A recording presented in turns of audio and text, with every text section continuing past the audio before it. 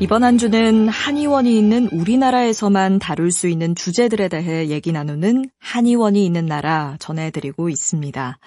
중국에서 임상 수료를 마치시고 중의학에 대한 장점을 한의학에 접목해서 27년 동안 임상 한의사로서 활동하고 계신 연세한의원 손정희 원장 전화 연결해서요. 오늘은 최근 인기가 높아지고 있는 공진단과 경옥고에 대한 얘기 나눠보도록 하겠습니다. 원장님, 안녕하세요. 안녕하세요. 네.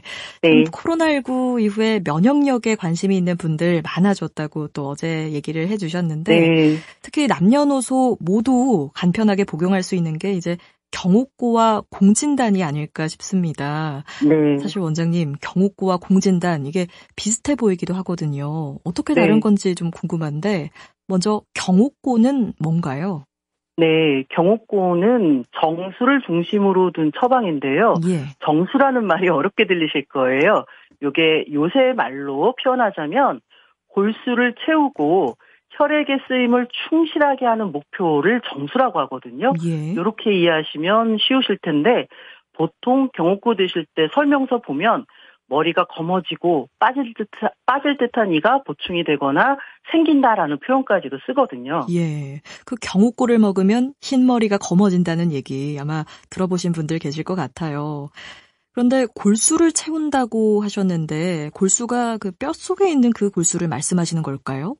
네, 골수라는 게 현대의학에서의 의미는 교열작용을 하는 골수로 이해하시면 돼요. 예. 근데 한의학에서는 그 의미에 더해져서 뼈와 치아의 생육 과정을 포함하는 모든 과정을 이렇게 표현을 합니다. 예. 그래서 인체 내에서 혈액의 이상적인 상태와 사용을 독려해주고 뼈와 치아의 생육에 도움을 주는 것, 요거를 저희가 골수의 역할이라고 얘기를 합니다. 그렇군요. 그럼 이렇게 뼈와 또 치아에 좋은 경옥고는 어떤 재료로 만들어지나요? 네, 인삼과 생지환, 백봉령, 꿀 이렇게 4가지가 재료입니다.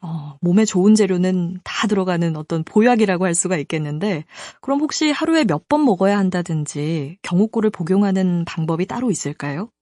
네, 특별한 질환이 없더라도 마치 현대 비타민 많이 복용들 하시잖아요. 예. 그렇듯 늘상 이렇게 상용하는 처방으로 복용을 하시는데요.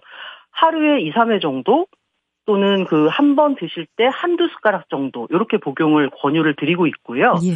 대부분 보시면 사용하는 숟가락이 처방받으시는 한의원에서 이렇게 보시면 나무로 만든 걸 넣어주실 거예요. 예. 그 이유가 경옥고는 금속성 물질이 닿는 것을 싫어한다고 저희가 생각을 해요.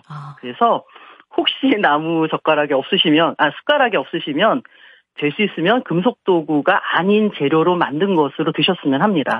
경옥고를 드실 때는 그럼 금속성 수조는 피하시는 게 네. 좋을 것 같습니다. 네네. 예, 그리고 경옥고와 비슷하다고 또 느껴지는 공진단이 있는데요. 아마 많이들 들어보셨을 텐데 원장님, 이 공진단은 어떻게 좀 이해를 할 수가 있을까요? 네, 저희한테 공진단이란 건 수승화강이라는 인체의 조율작용을 원활하게 하는 방법입니다. 수승화강, 불은 위로, 물은 아래로라는 건데 이걸 어떻게 우리 몸에 적용을 하는 걸까요? 어려운 한자인데 이해를 잘 하시네요. 네, 수승화강이란 개념이 좀 어렵습니다. 그래서 예. 조금 쉽게 설명을 드릴게요. 물리적인 현상과 굉장히 유사한데요. 저희가 불을 피우면 열기는 상승하고 냉기는 아래로 흐르죠. 예, 마찬가지입니다. 인체도 물리적인 적용을 받기 때문에 두뇌는 인체의 상부에 위치하고 있고 아래로는 지면이 닿아 있는 발이 있죠. 예. 이 두뇌란 건 인체의 오장육부를 조율하는 컴퓨터로 비유하자면 CPU 같은 중앙처리 장치지 않습니까? 예. 그러므로 이 위에 있는 머리는 굉장히 많은 일을 처리해야 되기 때문에 열이 발생하게 돼요. 근데 이때 열이라는 게 체온의 상승이 아니라 활동의 분량, 활동 에너지의 사용 소모량으로 이해하시면 좀 쉬우세요. 예. 그래서 한의학에서는 이 상부, 머리에 필요 이상으로 열이 몰리지 말고 이 부분을 발 아래까지 내려 보내줘서 지속적으로 위로 몰린 부분은 아래로 내리고 아래에 몰린 냉기는 위로 올려주고 이런 것을 끊임없이 조율하는 그런 처방의 가장 중요한 명방이 공진단이라고 표현을 하는 겁니다. 예. 그러니까 머리를 시원하게 하고 발은 따뜻하게 해서 우리 몸이 균형을 찾을 수 있도록 도와주는 게 이 공진단이라는 그렇죠. 말씀이신데요. 그럼 이 공진단은 어떤 재료들로 만드나요? 네.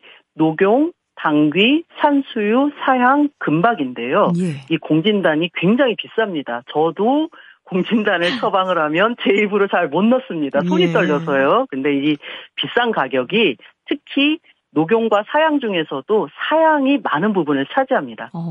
말씀하신 사향이 특히 비싼 이유가 있을까요? 네, 사향은 사향 노루의 채취물인데 예. 채취량이 굉장히 적습니다.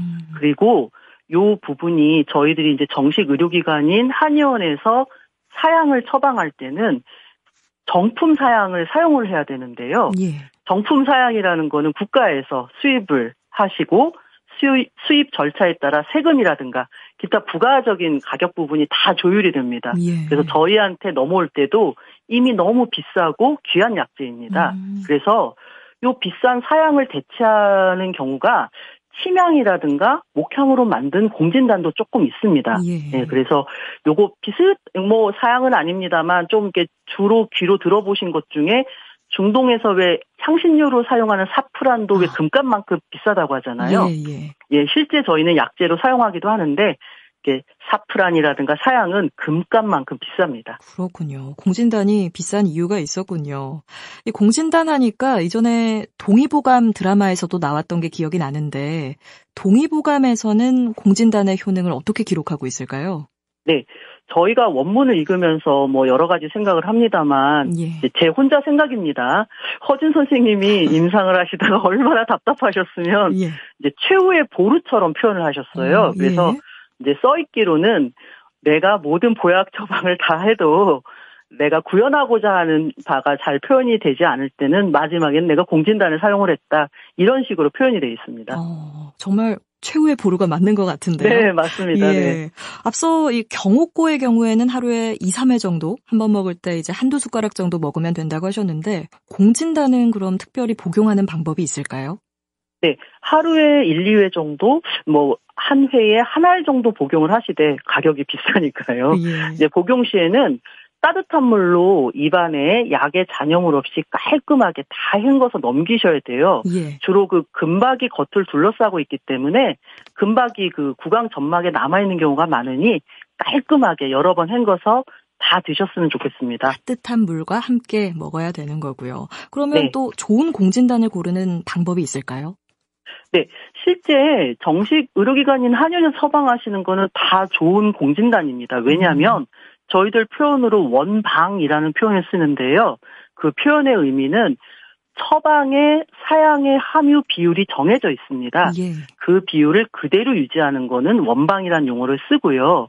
아까도 말씀드렸다시피 공진단이 좋은데 너무 비싸다 그러면 이제 목향과 침향으로 만든 공진단도 있습니다.